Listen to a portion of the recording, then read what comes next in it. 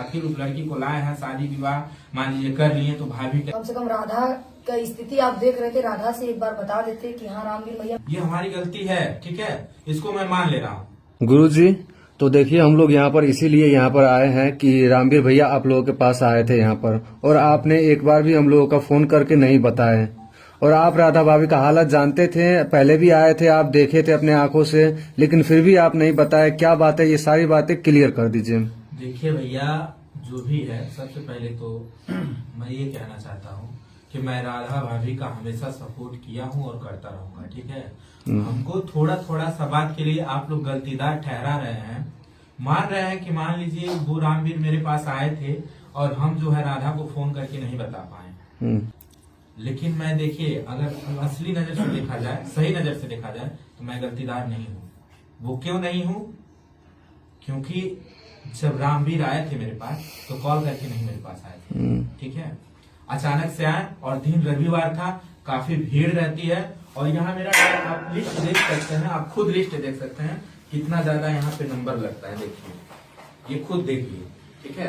इतना इतना नंबर पूरा काफी भरा हुआ है, देख सकते हैं आप पूरा काफी, ठीक है। इतना इतना नंबर लगता है और यहाँ पे इतना ज्यादा भीड़ रहता है कि मैं ध्यान नहीं दे पाता हूँ, समझ रहे हैं, मैं ध्यान नहीं दे पाता हूँ। नंबर से ही सबको बुलाता हूँ। और रामवीर आए तकरीबन शायद 5-6 बजे आए होंगे, चाहे 4-5 बज रहा होगा, हम टाइम भी नहीं देखे थे। और आए चुपचाप बैठ गए, आए दर्शन किए और चुपचाप बैठ गए। मुझे पता नहीं था, वो एक दिखाने वाली थी लड़की, वहां से यहाँ आई, वो बताई कि भैया रामवीर आए हैं।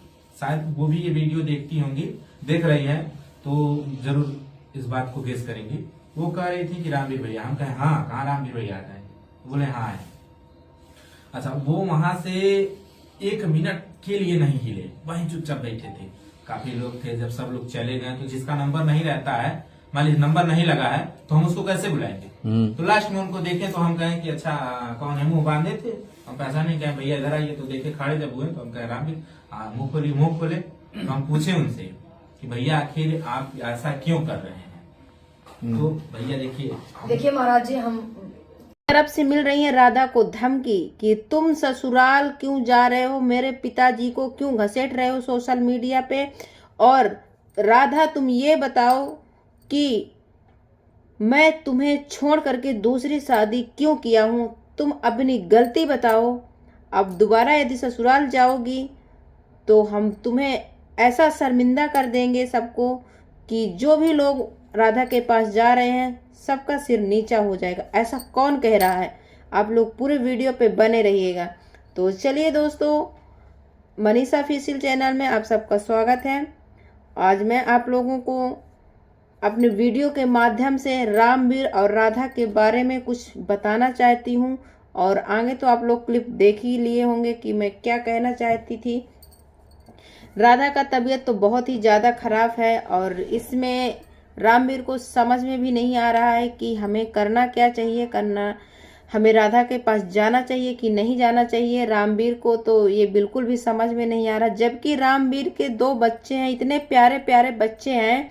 अरे हम मानते हैं कि राधा ने गलती किया, औरत गलती करती है तो जेंट्सों को इतना बुरा लगता है, और जब लड़के गलती करते हैं तो लड़कियां माफ कर देती हैं। यही सब दोस्तों हम सभी लोगों के साथ होता है कि कोई भी औरत अपने पति का इज्जत बचाने के लिए दबा लेती है, लेकिन एक औरत गलती कर देना तो एक पति जो होता है बहुत बेवड़ा होता है। वो सब कुछ छोड़ छाड़ के अपनी बस दूसरी शादी में पड़ जाता है और धमकियां देने लगता है कि मैं दूसरी शादी करूंगा, ये करूंगा, वो करूंगा।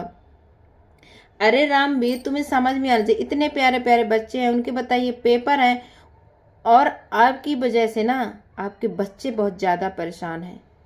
आपके बच्चे पापा पापा पापा करते रहते हैं, पापा हाथ जोड़ के बोलते हैं पापा आ जाओ घर, आ जाओ घर।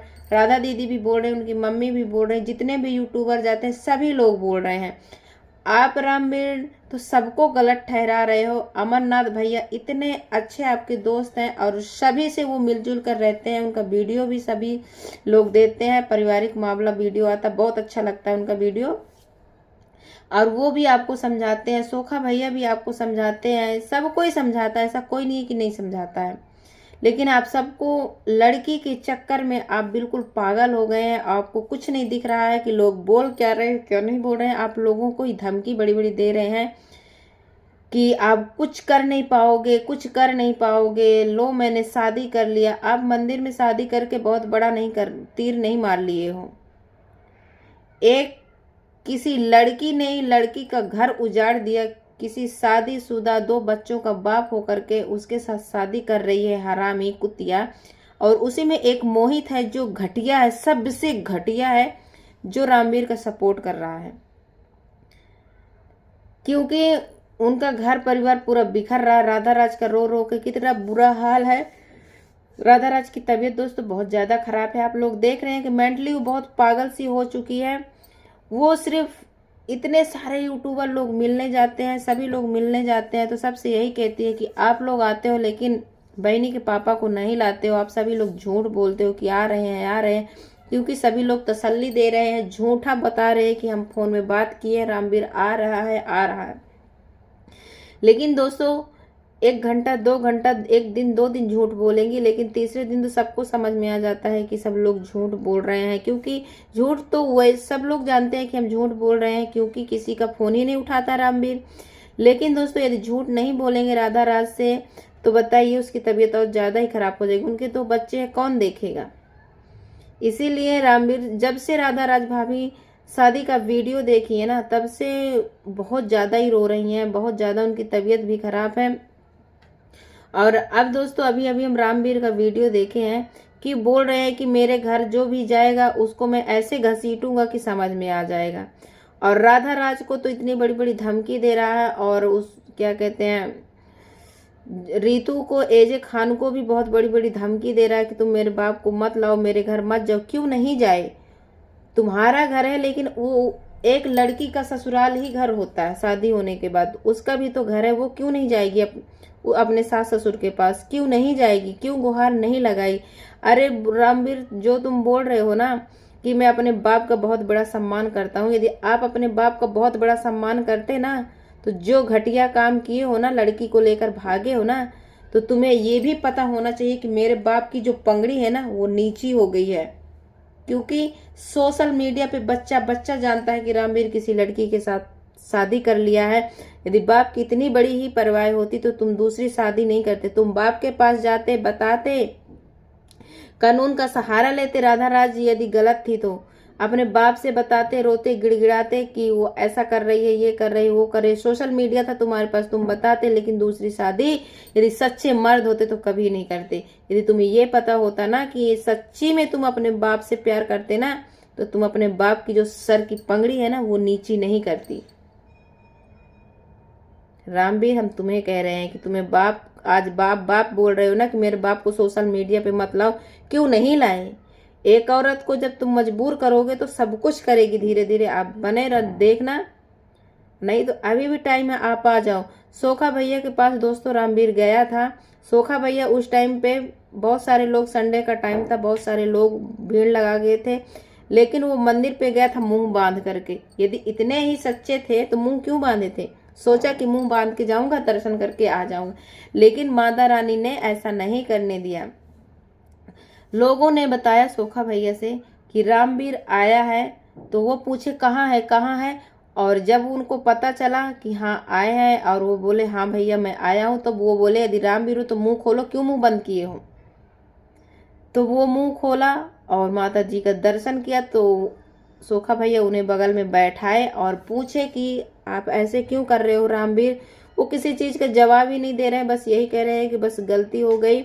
लेकिन वादा किए थे कि सोखा भैया बोले आप जाओ अपनी फैमिली के पास रहो, लेकिन रामवीर बोला कि मैं कल जाऊंगा भैया, लेकिन वो धोखाबाज निकल गया और वहां से नहीं गया आदमी। एक रामवीर जब गया था तो सोखा भैया फोन भी लगाए थे, लेकिन जो नंबर था राधा राज का वो लगा नहीं था, और रीतू के नंबर पे फोन भी किए थे, लेकिन रीतू ने सोचा किसी का फोन होगा, ऐसे ही फोन होगा। वो बेचारी डर गई क्योंकि वो बहुत ज्यादा परेशान थी। वो भी बेचारी क्या ही कर सकती है, फोन उठाए कि राधा राज को समझाए देखे, तो वो भी फोन से बात नहीं हो पाई। तो इसमें सोखा भैया की भी कोई गलती नहीं है। उन्हें लगता वो यदि सपोर्ट करते रामवीर को तो वो सोशल मीडिया पे नहीं बनते, लेकिन माता रानी का भरोसा है और माता रानी ने यकीन दिलाया है कि हाँ आएगा तो आएगा रामवीर, आज नहीं तो कल। जैसे मंदिर पे गया था माता रानी के आगे सिर झुकाने, वैसे ही वादा करी है कि यदि हम नहीं बुलाए, तुम्हारे पास नहीं आया रामवीर, तो हम वादा करते हैं एक न एक दिन रामवीर को आना ही पड़ेगा।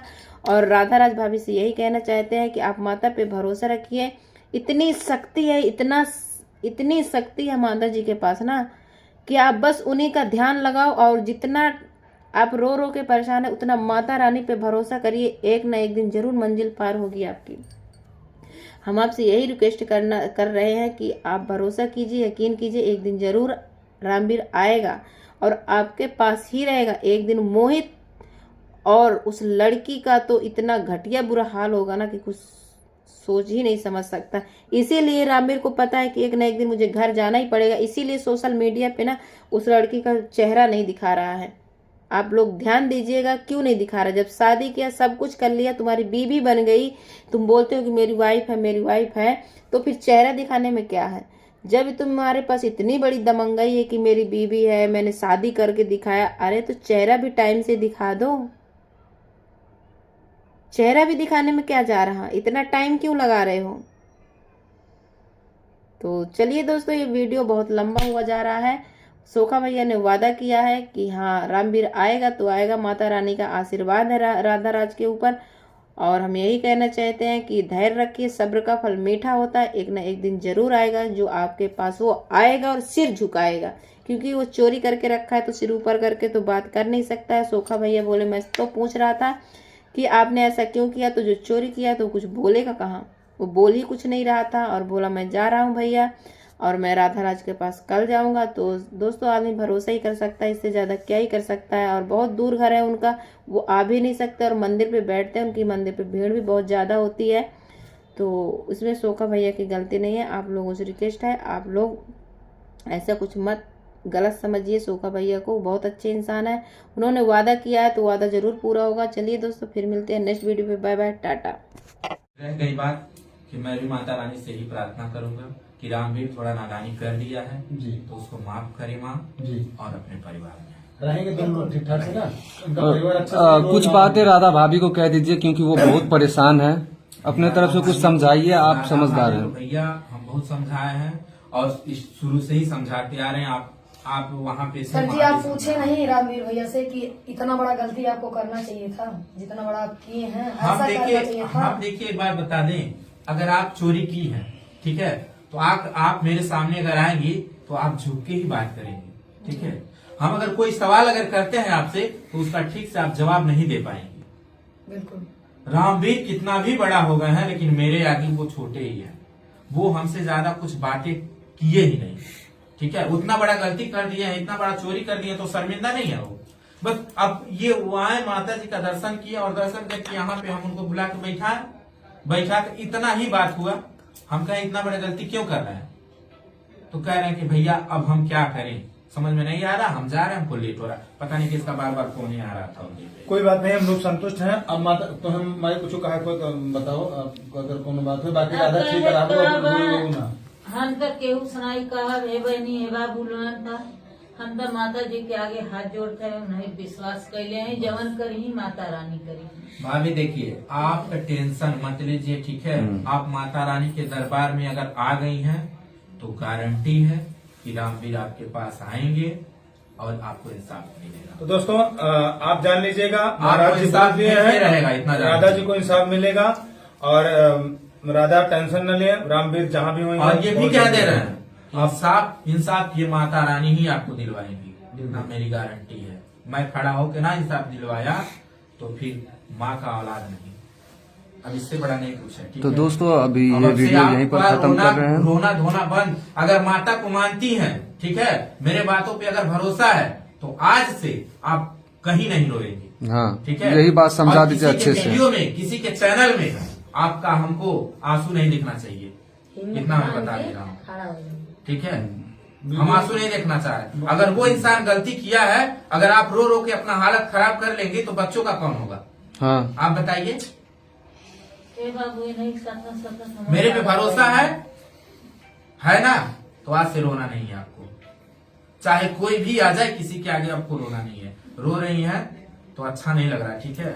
आंख ठंडा हो जाएगा, सर दर्द करने लगेगा, कौन आएगा आगे पीछे। दोस्तों तो ये वीडियो अब यहीं पर खत्म कर रहे हैं हम लोग का, रात भी ज्यादा हो चुका है, जा रहे हैं। बाकी सारी बातें हम लोग बताते रहेंगे आप लोगों को।